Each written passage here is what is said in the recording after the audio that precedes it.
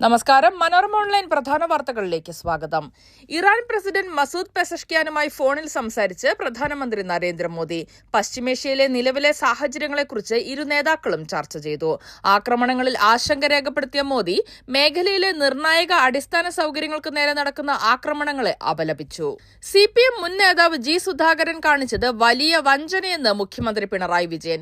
കേരളത്തിൽ നിരവധി പേർ 2 ടേം നിബന്ധനയുടെ ഭാഗമായി സ്ഥാനങ്ങളിൽ നിന്ന് മാറിയെന്ന് മുഖ്യമന്ത്രി പറഞ്ഞു.